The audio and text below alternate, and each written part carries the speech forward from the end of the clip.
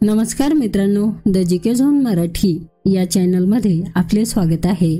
आज आपण महाराष्ट्र आदिवासी विकास विभाग भरतीसाठी आवश्यक असलेली प्रश्न उत्तरे घेणार आहोत। चला तर सुरू करूया। नोबेल सन्मानाचे पहिले भारतीय मानकरी सांगा। नोबेल सन्मानाचे पहिले भारतीय मानकरी आहेत रवींद्रनाथ टागोर। टागोर हे नोबेल पारितोषिक मिळवणारे पहिले भारतीय आणि आशियाई व्यक्ती होते। त्यांना त्यांच्या गीतांजली या काव्यसंग्रहासाठी नोबेल पुरस्कार 1913 मध्ये मिळाला। त्यांनी भारताचे राष्ट्रीय गीत जन गण मन आणि बांगलादेशाचे राष्ट्रगीत आमार सोनार बांगला लिहिले आहे। सर्वाधिक म्हणजे 4 पंतप्रधानांसोबत काम करण्याची संधी मिळालेल्या राष्ट्रपतींचे नाव काय? आर व्यंकटरमण हे त्या व्यक्तीचे नाव आहे। आर व्यंकटरमण यांनी 1987 ते 1992 पर्यंत भारताचे 8वे राष्ट्रपती म्हणून काम केले। आर व्यंकटरमण यांनी खालील पंतप्रधानांना सोबत घेऊन काम केले: राजीव गांधी 1987 ते 1989, विश्वनाथ प्रताप सिंग 1989 ते 1990, चंद्रशेखर 1990 ते 1991, पी.व्ही. नरसिंह राव 1991 ते 1992। महाराष्ट्र ओपन टेनिस स्पर्धा 2025 मध्ये पुरुष एकेरीचे विजेतेपद कोणी जिंकले? महाराष्ट्र ओपन टेनिस स्पर्धा 2025 मध्ये पुरुष एकेरीचे विजेतेपद डॅलिबोर स्वरसिन्हा यांनी जिंकले। चेक प्रजासत्ताकच्या डॅलिबोर स्वरसिन्हा याने महाराष्ट्र ओपन टेनिस स्पर्धा 2025 मध्ये पुरुष एकेरीचे विजेतेपद पटकावले। त्याने अमेरिकेच्या ब्रँडन हॉल्टचा पराभव केला।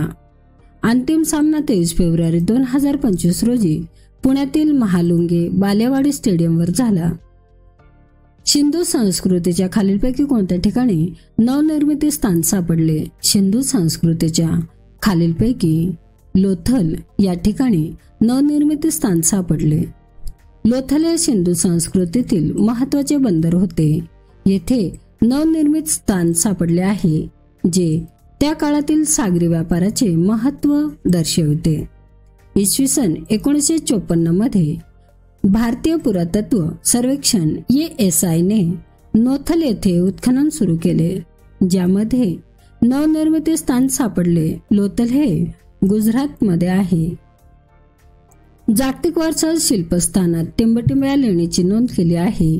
जागतिक वारसा शिल्पस्थानात अजंठा लेणीची नोंद केली आहे। अजंठा लेणी महाराष्ट्रातील छत्रपती संभाजीनगर जिल्ह्यातील अजिंठा या गावात स्थित आहे। युनेस्कोने 1983 साली अजिंठा लेणींना जागतिक वारसा स्थळ म्हणून घोषित केले। या लेण्यांमध्ये एकूण 29 लेणी आहेत, ज्यात चैत्य आणि विहार यांचा समावेश आहे। सौराष्ट्र व अरुणाचल प्रदेश यांच्यातील स्थानिक वेळेत किती तासांचा फरक आहे? सौराष्ट्र व अरुणाचल प्रदेश यांच्यातील 2 तासाचा फरक आहे। अरुणाचल प्रदेश हे भारताच्या पूर्वेकडील टोक असल्याने येथे सूर्योदय लवकर होतो, तर गुजरात सौराष्ट्र हे पश्चिमेकडील टोक असल्याने येथे सूर्योदय उशिरा होतो। भारताची प्रमाण वेळ 82.5 डिग्री पूर्व रेखांशावरून निश्चित केली जाते। हा रेखांश अलाहाबाद जवळील मिर्झापूर मधून जातो, त्यामुळे घड्याळात वेळ एकच असली तरी या 2 प्रदेशांमध्ये सूर्योदयाच्या वेळेत 2 तासांचा फरक पडतो। कर्नाटकातील कंबला ही शर्यत कोणत्या प्राण्याशी संबंधित आहे? कर्नाटकातील कंबला ही शर्यत म्हैस या प्राण्याची संबंधित आहे। कंबला ही कर्नाटकच्या किनारपट्टीवरील ग्रामीण भागात आयोजित केली जाणारी पारंपरिक म्हशींची शर्यत आहे। ही शर्यत प्रामुख्याने शेतीनंतरच्या काळात आयोजित केली जाते आणि ती एक लोकप्रिय लोककला आहे। या शर्यतीत म्हशींच्या जोड्यांना चिखलमय शेतात धावण्यास भाग पाडले जाते। या शर्यतीत म्हशींचे मालकही त्यांच्यासोबत धावतात। धनुष्यकोडी बंदर कोणत्या राज्यात आहे? धनुष्यकोडी बंदर तामिळनाडू या राज्यात आहे। धनुष्यकोडी हे भारताच्या तामिळनाडू राज्यातील रामेश्वरम बेटाच्या दक्षिणेकडील टोकाला असलेले एक गाव आहे. हे गाव एकेकाळी एक भरभराटीचे शहर होते, परंतु 1964 मध्ये आलेल्या एका चक्रीवादळात ते पूर्णपणे उद्ध्वस्त झाले. सध्या हे गाव एक पर्यटन स्थळ म्हणून प्रसिद्ध आहे. धनुष्यकोडीला भूतानचे शहर असेही म्हटले जाते. सन 1969 मध्ये पहिले अणुऊर्जा केंद्र टिंबटिंब येथे स्थापन झाले. सन 1969 मध्ये पहिले अणुऊर्जा केंद्र तारापूर येथे स्थापन झाले. हे महाराष्ट्रातील पालघर जिल्ह्यातील तारापूर येथे स्थित आहे. हे भारतातील पहिले अणुऊर्जा केंद्र आहे. या केंद्रातून 2 अणुभट्ट्या आहेत, ज्यांची एकूण क्षमता 160 मेगावॅट आहे. या प्रकल्पासाठी उकळत्या पाण्याच्या अणुभट्ट्या BWRS वापरण्याचा निर्णय भारत सरकारने घेतला. 8 मे 1964 रोजी भारत आणि संयुक्त राष्ट्र यांच्यात टॅप्सच्या बांधकामासाठी करार करण्यात आला. सिंधू संस्कृतीतील खालीलपैकी कोणते स्थान सिंधू नदीच्या काठावर नाही?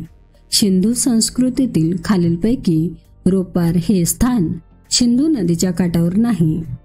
रोपार हे सतलज नदीच्या काठावर आहे.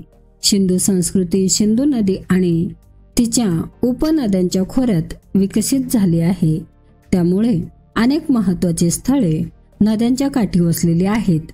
रोपार हे पंजाबमध्ये आहे. शेवटचे जैन तीर्थकर कोण होते? शेवटचे जैन तीर्थकर महावीर हे होते. जैन धर्माचे 24वे आणि शेवटचे तीर्थकर भगवान महावीर होते.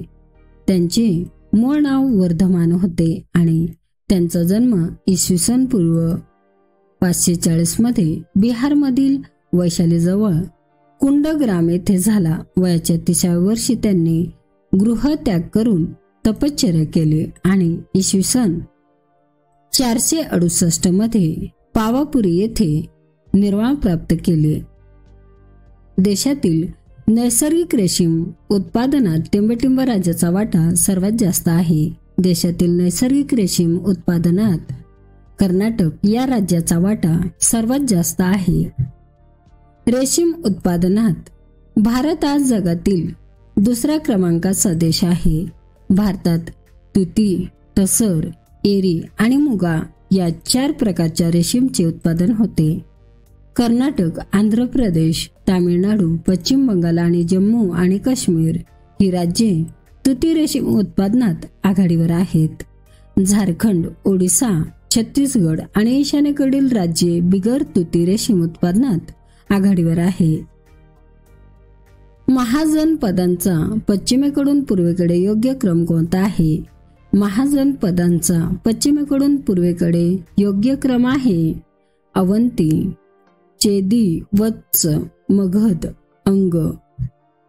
अवंती हे महाजनपद मध्य प्रदेशात होते. चेदी हे महाजनपद सध्याच्या बुंदेलखंड भागात होते. वत्स हे महाजनपद सध्याच्या उत्तर प्रदेशात होते. मगध हे महाजनपद सध्याच्या बिहारमध्ये होते.